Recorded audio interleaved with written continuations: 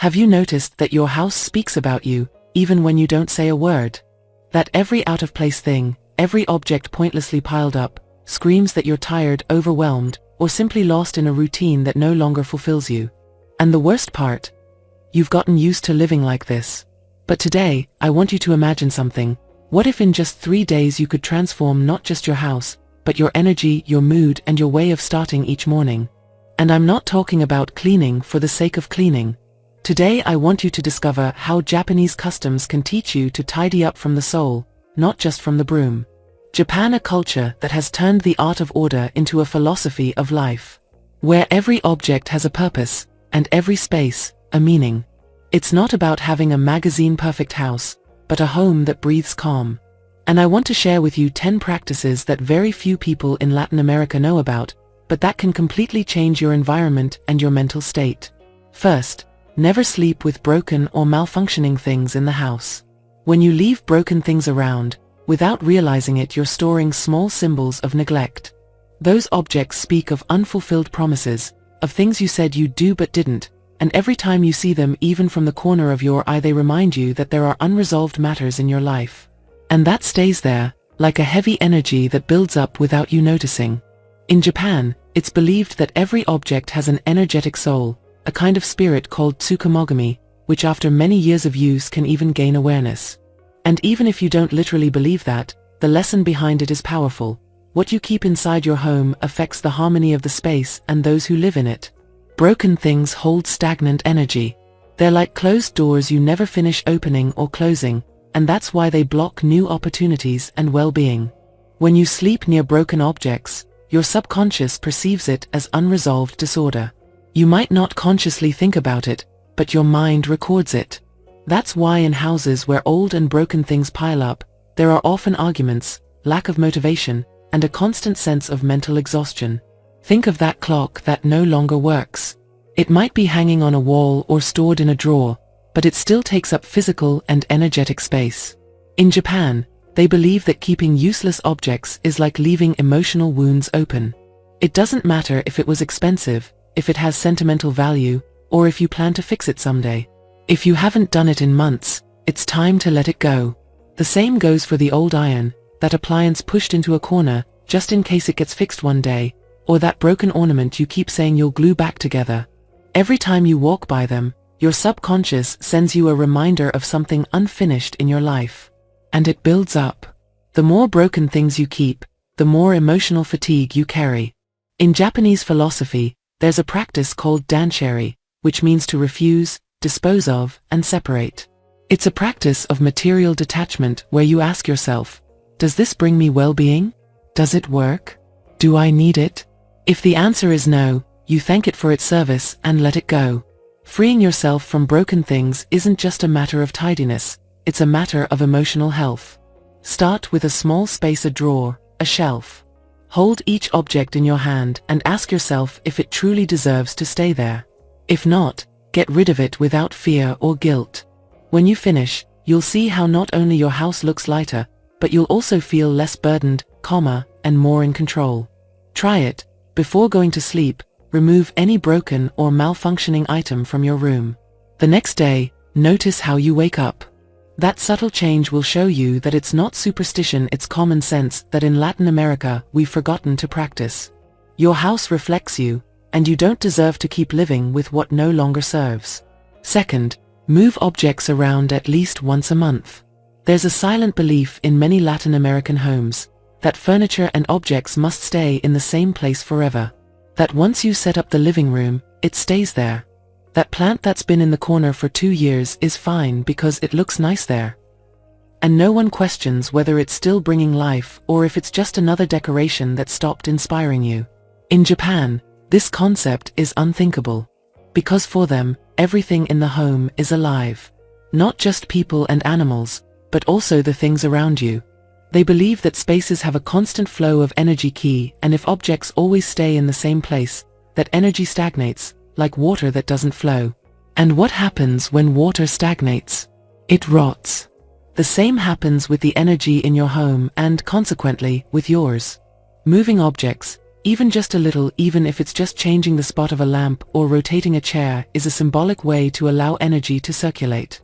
It's not about redecorating or doing a move every month. It's about being aware that your space should breathe and renew itself with you. Because you aren't the same person all the time either. Your mood changes, your thoughts change. Why should your house remain fixed and rigid? A little-known Japanese custom is to move decorative objects around according to the season. Not just for aesthetics, but because it honors the passing of time and prevents spaces from becoming emotionally stagnant. A plant that spent the whole summer by the window moves to another corner in the fall. The rug changes position. The ornaments are rotated. And with each move, it invites renewal, allowing things to follow their natural course. When a house doesn't change, it starts to become invisible to those who live in it.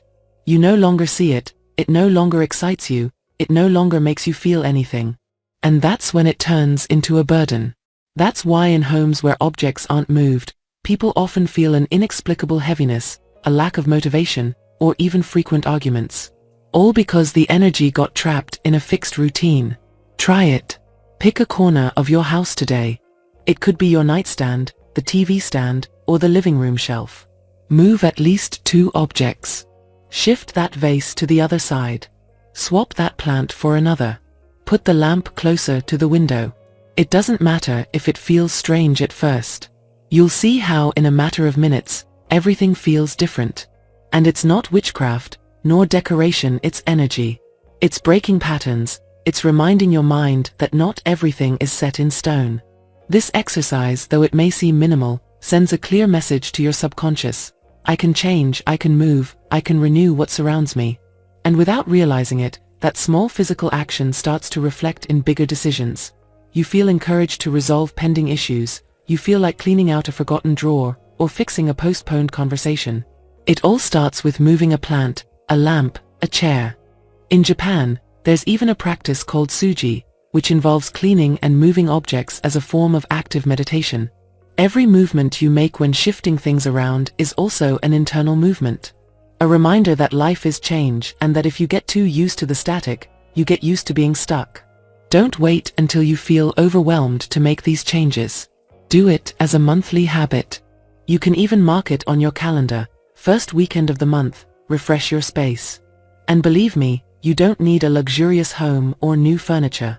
Every home, no matter how modest, deserves to breathe. And you deserve to live in a space that moves with you, not one that holds you back. Third, get rid of objects that make you feel guilty. This is one of the hardest and most liberating steps of all. Because every one of us, without exception, has things at home that, instead of making us feel good, quietly remind us of what we didn't do, what we lost, or what we left behind. And we cling to them, as if by keeping them we were repaying some kind of emotional debt. But all they really do is weigh us down. They drain your energy. They tie you to past versions of yourself that no longer exist. In Japan, beyond physical cleaning, they perform an emotional cleansing of objects. They know that things hold memories, sensations. And not everything you have at home is meant to stay there, especially those things that make you feel guilty. That dress you loved but no longer fits. And every time you see it, it reminds you that you gained weight, that you never got back to that figure, that you lost that spark. But you don't get rid of it because one day you might wear it again. And that one day turns into an unnecessary burden. Or that gift someone gave you that you never liked.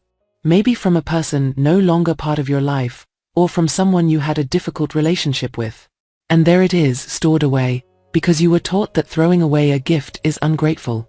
But no one ever told you that keeping things that make you uncomfortable or guilty is a quiet form of mistreating yourself. The same thing happens with those dishes you keep, just in case some important guest drops by. And they've been collecting dust for years in a cupboard, never used, because deep down you believe that certain things aren't for you, but to impress others. In Japan, it's believed that keeping things you never use and that only occupy space blocks new blessings from entering. Because the home turns into a storage space for unfinished business, for when I have time, when I lose weight, when someone important comes over. Every object that makes you feel guilty is a rope tying you to a version of yourself that no longer exists. And as long as you don't cut those ropes, you can't move forward lightly. It's like walking while dragging suitcases you no longer need. That's why in Japanese philosophy, they recommend taking those objects, thanking them for the time they were with you, because everything, even what you no longer like, served a purpose, and then letting them go. And no, you don't have to wait until you have 1,000 things to do it. It's enough to identify just one. That dress, that letter, that decoration. Ask yourself honestly, does it make me happy? Does it bring me peace? If the answer is no, say goodbye. It doesn't matter if it was expensive, if it was a gift, if it belonged to your grandmother. Respect for your emotional well-being comes before any object. The big problem in our Latin American homes is that we grew up surrounded by the idea of keeping things just in case. In case you need it one day, in case you can pass it down, in case something happens. And we end up trapped in houses full of old things, unresolved emotions, and spaces that no longer reflect who we are today. Every item you keep out of guilt is robbing you of space for new things, not only physical, but emotional too. Do this exercise today. Pick one object that, every time you see it, makes you feel bad. It can be something you don't like, something that reminds you of something painful, or something that simply no longer makes sense in your life. Take it out. You can't imagine the peace you'll feel when you start surrounding yourself only with what makes you feel good. And that feeling is addictive. Because for the first time in a long while, you'll feel that your home isn't a museum of old versions of yourself, but a refuge that accompanies and cares for who you are now. Don't cling to what weighs you down. Things speak too. And the ones that make you feel guilty are the loudest, even if you don't notice. Fourth, clean your home's entrance before anything else. This is something very few people understand, and even fewer practice. Because in most Latin American homes, cleaning starts in the kitchen, or the bathroom, or the living room, because that's where visitors come. But almost no one stops to look at the state of their home's entrance. That seemingly insignificant area, the one we only use to rush through, to drop off our keys, kick off our shoes, pile up mail and shopping bags. In Japan, the entrance, the genkan, is sacred. It's much more than a physical space, it's an energetic threshold. Because it's there where the outside world meets your personal space, and according to their beliefs, it's the place through which opportunities, good luck, health, and the right people or the opposite enter. That's why they take such care of that area, keeping it immaculate. No unnecessary objects, no scattered shoes, no old papers, no accumulated dust. They believe that if your entrance is dirty or messy, all the good that could come into your life gets contaminated before reaching you. As if the first filter for blessings was already blocked. It's like inviting someone to your house and, before they even cross the door, making them walk through a dumpster or a neglected hallway. Nobody would feel good about that, not even the energy. And it's not just about cleaning the outside. It's about the inside too. Check what you have next to your door. A shelf full of old keys you don't use anymore, old notes, decorations that mean nothing, broken things. All of that is energetic clutter. Because everything you have in sight speaks to you, even if you're not aware of it. And if the first thing you see when you get home is disorder, the first thing your mind feels is unease. And if the first thing good luck sees when it knocks on your door is chaos, it leaves. In Japan, there's an old custom that says before any cleaning, the first thing you should tidy up is the entrance. It doesn't matter if you only have 10 minutes to clean your house that day, start there. Sweep, wipe down, remove what doesn't belong. Place something beautiful to welcome you, a small plant, a decoration you like, a positive phrase. Let that be the spot where good things want to enter and stay. If you don't have time, at least check that space every week. Remove old papers, arrange the shoes, dust it off. And if you can, avoid having meaningless objects near the door. Because everything you place there is a kind of message to the universe. If you have accumulated trash, you're unconsciously saying, there's room for more mess here. If you have broken objects, you're transmitting, things aren't taken care of here. And without meaning to, you start blocking the good. There are people whose homes are beautiful inside, but the entrances are a mess. And they wonder why it's so hard to attract opportunities, healthy relationships, peaceful moments. The answer lies in that first threshold. In Japan, they know this. That's why the genkan is swept every day, cleaned, cared for. And in many homes, salt is placed in the corners as energetic protection, to purify whatever comes in. Try it. Today. Clean your entrance, even if it's just for 5 minutes. Sweep, tidy up, arrange. And notice how the feeling of entering and leaving your own space changes. You'll notice it immediately feels lighter, more alive. Because good energy won't stay where there's chaos, but it will stay where it's welcomed. Fifth, never leave shoes lying around in your house. This point goes much deeper than it seems, because it's not just about tidiness or hygiene. It's about respect for your space, your energy, the calm of your home. In Japan, no one enters their house with shoes on. Ever. And it's not only because they dirty the floor, but because shoes are considered one of the biggest carriers of negative external energy. Everything you walk on, everything you step through, everything you pass in the street, trash, tension, conflicts, stress, arguments, bad glances, anxiety, all of that symbolically clings to your shoes. And even though here in Latin America we often enter with our shoes on without thinking about it, or leave them scattered anywhere in the house, it has an invisible consequence that starts to build over time. Because where there's physical disorder, there's emotional disorder. And shoes scattered all over the house don't just reflect chaos, they create an atmosphere of subtle friction. The Japanese believe that when shoes are left messy or scattered throughout the house, the energy they bring from outside spreads and mixes with your home's energy, creating tension, exhaustion, and arguments without clear cause. It's said that in a house where shoes are everywhere, people tend to argue more. There's more impatience, more irritability, more things left unfinished. And maybe you've never made the connection, but think about how many times you've felt drained in your own home without knowing why. And without realizing it, that heavy street energy came in with you, stayed stuck to the shoes by the door, and by not putting them in their place, it spread. That's why in Japanese homes there's a special piece of furniture at the entrance called a getabeko, where everyone leaves their shoes as soon as they come in. And if they don't have one, they place them neatly by the door, never tossed around, never mixed. They're arranged facing outward, as a symbolic way to invite all the bad stuff to leave with them.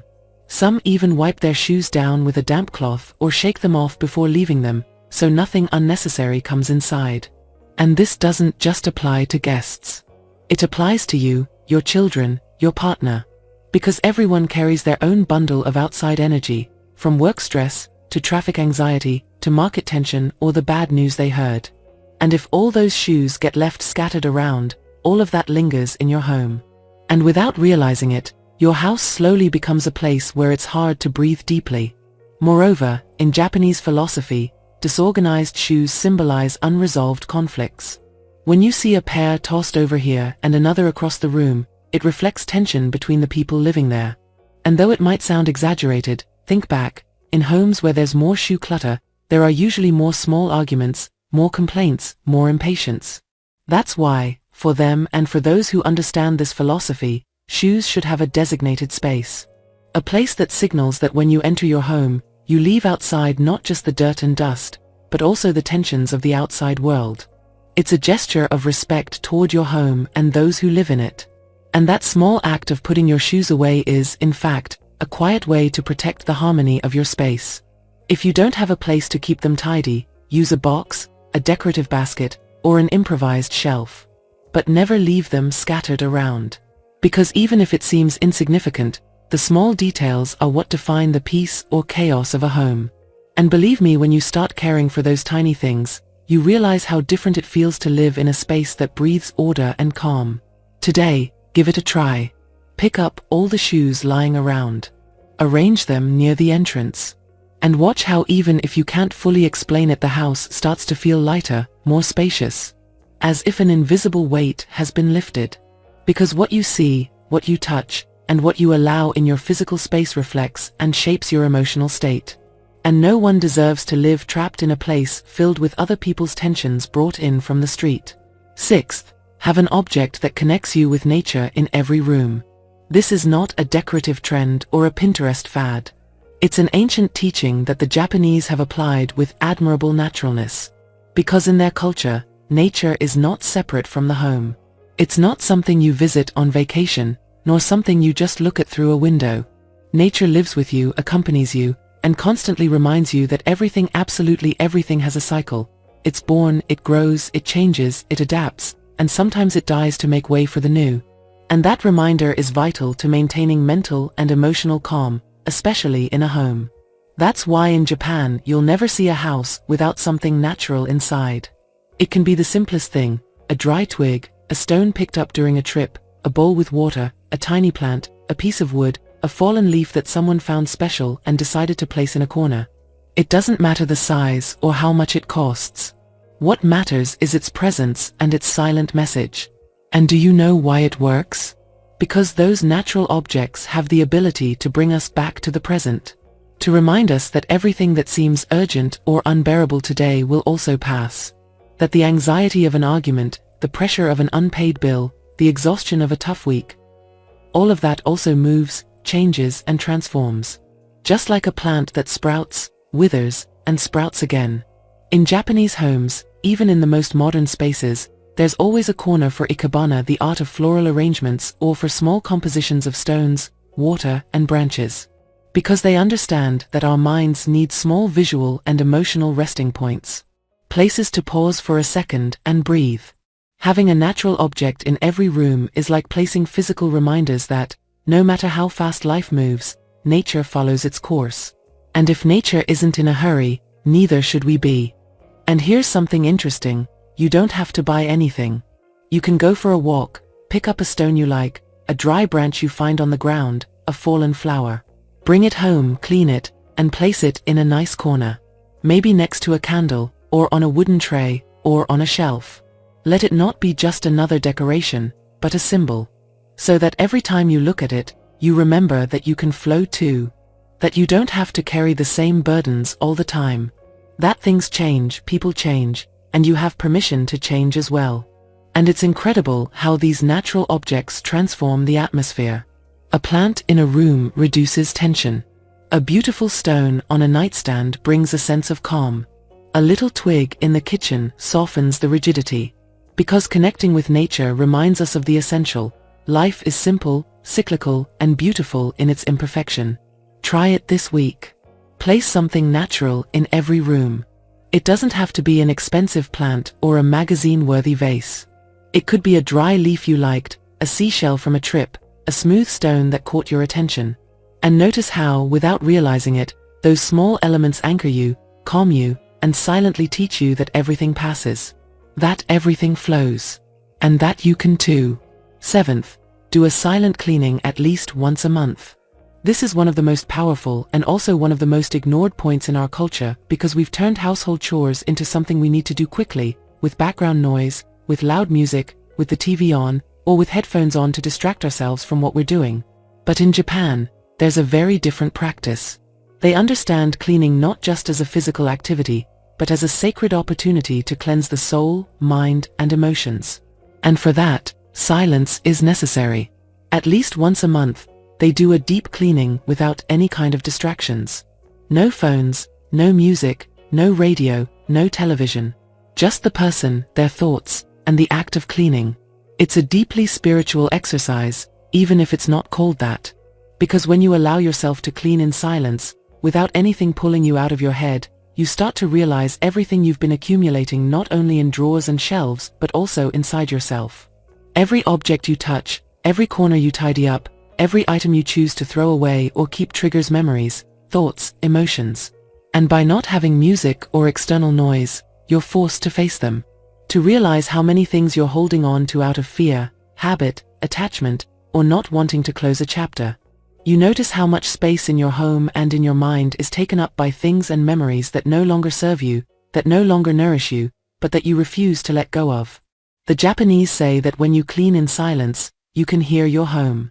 You can notice which areas make you uncomfortable, which objects weigh you down emotionally, which spaces bring you calm, and which ones create tension. And the interesting part is that you're not just confronting the physical, you're confronting yourself. Because as you clean, your thoughts start to surface without censorship. And that's where you can truly listen to what's weighing on you, what unresolved issues you have, what emotions you're still storing. Sometimes, while wiping down a surface or sweeping a forgotten corner, memories of people, moments, and decisions resurface. It's like a parallel emotional cleansing. And while it may be uncomfortable at first, over time it becomes a personal therapy. In fact, Japanese monks practice silent cleaning in temples as a form of active meditation. They don't close their eyes or sit in lotus position. They simply clean.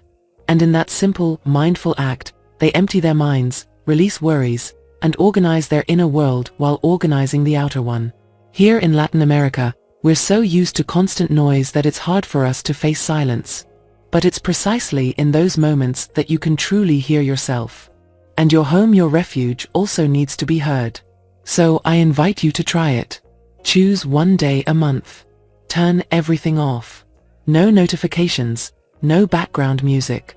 Start with a small space. Maybe your bedroom, your kitchen, your living room. And as you clean, observe what you think, what you feel, what memories come up. Let everything flow without resisting it. Allow yourself to cry if needed, to laugh alone if a good memory appears, to make peace with whatever comes up. You'll notice that when you finish, not only will your home be cleaner, you'll also feel lighter. And little by little, you'll understand why in Japan this practice has stayed alive for centuries. Because tidying up and cleaning isn't just about moving things around, it's about letting go of invisible burdens we carry day after day without even noticing. Do it. I promise you it's no exaggeration to say that after a silent cleaning, some homes feel different. Lighter. Calmer.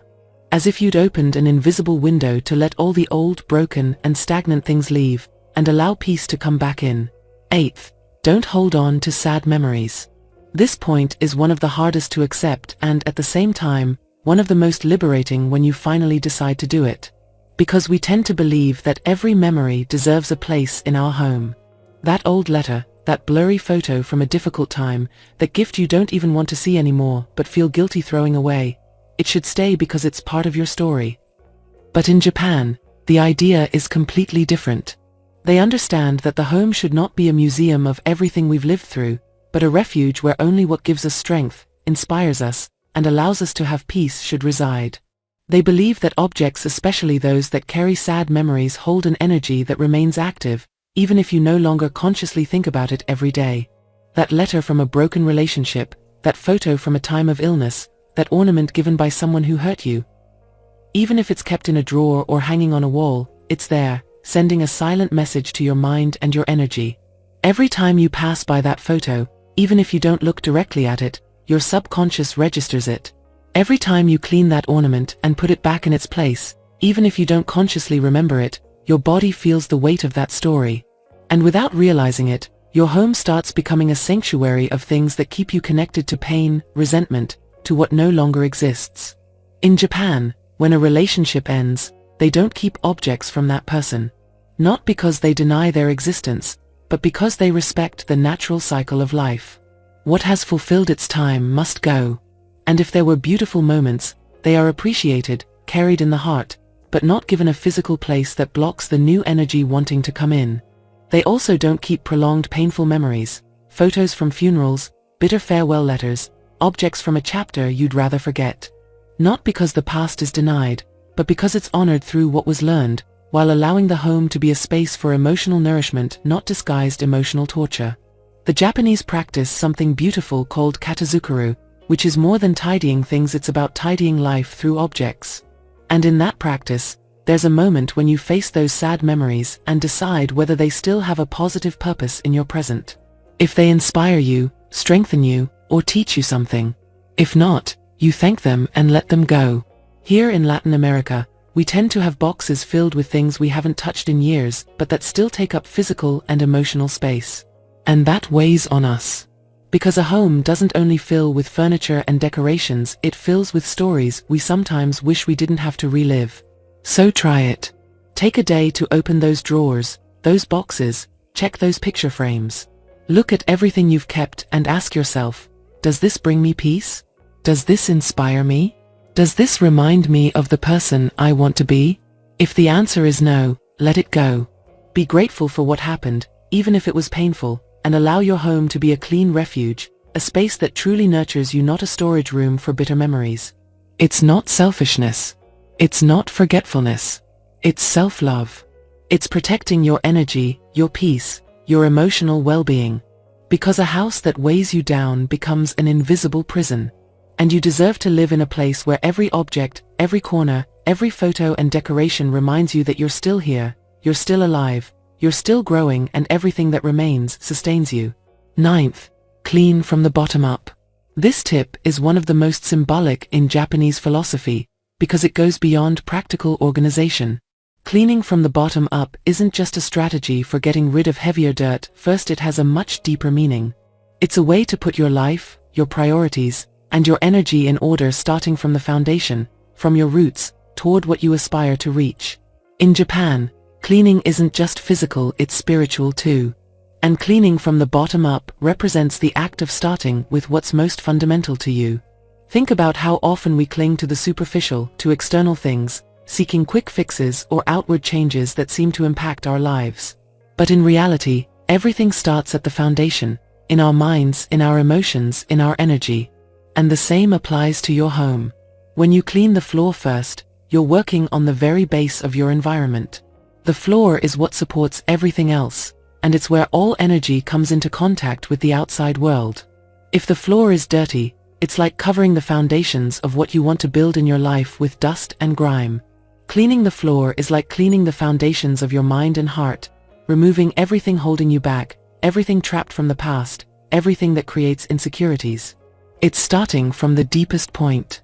Then, when you clean tables, surfaces, and middle-level objects, you're symbolizing that your life and your thoughts should go through a reorganization, a space for reflection and action. Tables are where decisions are made, where things halfway settled get placed. So tidying up and cleaning tables, desks, countertops is a sign that everything in your life should be in balance, neither stuck nor overflowing. And by cleaning these surfaces, you're balancing your thoughts, your routine, your projects. Finally, cleaning the highest places such as shelves, racks, and lamps symbolizes order in your aspirations, in the highest part of your being. It's as if by reaching the highest part of the house, you're tidying up your dreams, your goals, your future. At the upper level is where everything grand and sublime has space to grow. And by cleaning that space, you're removing whatever might be blocking your vision of the future, allowing light to flow freely, without obstacles. It's a representation of your connection with what's most elevated, your dreams, your ideals, your deepest desires. This Japanese practice isn't just about doing household chores, it's about a conscious process of growth. Cleaning from the bottom up constantly invites you to ask yourself, am I building my life on solid foundations? Am I laying the right groundwork? Am I balancing my thoughts and actions? And what space am I giving to my dreams, to my highest goals? Many of us tend to try to fix the surface of our lives, cleaning the house, making things look good on the outside, changing our work environment, reorganizing rooms. But what about the foundations? What about the inner structure that holds everything up? If you don't first clean what's basic, what's underneath, everything else feels empty. The energy remains stagnant, the tensions persist, and problems continue dragging on unresolved. It's like when you remodel a house and decide to paint the walls without fixing the cracks or replacing faulty wiring. Even though it looks nice on the outside, you know there are still problems underneath that are affecting you. So next time you start cleaning, think about this principle, from the floor to the ceiling. Think of it as a ritual that not only aims for a tidier space but also a space that allows you to organize your life, your thoughts, your emotions, and your aspirations. Every clean surface, every tidy corner will be a physical manifestation of your own internal process of growth, release, and peace. This act of mindful cleaning is a way of making room for the new. If your foundations are clean and organized, then whatever new arrives will be able to flourish without obstacles, without burdens, without confusion. Cleaning becomes an act of self-love, growth, and connection with yourself, your home, and the energy flowing through your life. 10th, silently thank the things you decide to let go of. This final piece of advice may be the most profound and emotionally transformative of all. Thanking the objects you decide to part with, though it might sound strange, or even a bit mystical, has a much greater impact than it seems at first glance. In Japanese culture, objects aren't just inanimate things. They're carriers of energy, and like everything in the universe, they have a cycle. Just like people, things serve a purpose in our lives for a certain time, and then they're no longer needed, but that doesn't mean they weren't valuable. By thanking them, you're acknowledging the contribution those objects made to your life, even if they're no longer useful or are worn out. It's an act of respect and gratitude, a recognition that at some point, that item of clothing you no longer wear, that book you no longer read, or that piece of furniture you no longer need gave you something, helped you get dressed, brought you comfort, provided utility, or even just simple joy. In doing this, you're closing a cycle. It's like a small farewell ritual. In many Western cultures, we often feel guilty about getting rid of things, especially when they carry emotional history or were gifts from someone important. We feel that by discarding them, we're losing something, that we're being ungrateful. But what we often don't realize is that objects, like everything in life, have a cycle. And by holding on to them past their usefulness, we're blocking the flow of energy that could enter our lives. Silently thanking those objects that no longer serve you not only helps you release them without guilt, but also helps you free up both physical and emotional space in your life. It's a symbolic act of closure. You can say something as simple as, "Thank you for your service, for what you gave me, for what you represented in my life, but now I need to let you go." This allows you to release without resistance, because by doing it this way, you're acknowledging that what no longer serves you still had a purpose, and that by letting it go, you're making space for something new to enter. The act of gratitude also connects you to the concept of impermanence, a deeply rooted idea in Japanese philosophy. Everything is transient. Nothing lasts forever. And that includes material things. The things you have today will, sooner or later, reach the end of their cycle and leave, whether they break, wear out, or simply stop being necessary. Thanking each object for its cycle is a way of accepting that everything in your life is in constant change, and that you too, like those objects, are evolving and transforming. Moreover, by doing this quietly, almost as a whisper, you create an intimate space of connection. It's not just a physical action, but a spiritual one. As you say goodbye to these things, you're also saying goodbye to old ways of being, thinking, or feeling. Maybe that old jacket symbolizes a stage of your life you no longer want to carry. Maybe that broken lamp reminds you of a painful moment from the past. By thanking them and letting them go, you're not only releasing the object but also the emotional energy tied to it. This gesture also serves as a reminder that each object has its place in the story of your life, but that story is always evolving. Objects come and go, but what remains is what you've learned from them and how they've allowed you to grow. Gratitude is a way of honoring that story without clinging to it. For example, if you decide to throw away a photo of a relationship that no longer exists, you can thank it for the memories it gave you, for the lessons you learned, and for the love you experienced at the time. But now, by releasing it, you're making space for new experiences, for new stories, and for new lessons. This small gratitude ritual can also be an act of healing. Often, attachment to objects is linked to fear of loss, of forgetting, or resistance to change. Thanking yourself for letting go of what no longer serves you brings a sense of inner peace and helps you break the cycle of attachment. Gratitude is a way of honoring the past without getting stuck in it. So when you're about to do a deep clean in your home, take a moment to sincerely thank everything you're letting go of. Do it with respect, with gratitude, and let that act of release be a form of renewal for you, your space, and your life. In the end, what you thank not only helps you release the old, but also opens the doors to receive the new with open arms. 3 days. Just 3 days to bring peace back to your home and your heart. You don't have to spend money, you don't need to be a decorating expert, just make the decision. Because a tidy house isn't a beautiful house, it's a house where you can breathe. So this weekend, turn off your phone, put on something comfortable, and get started. Because while others settle, you can start building a home that not only looks good but feels good too. Do you accept the challenge?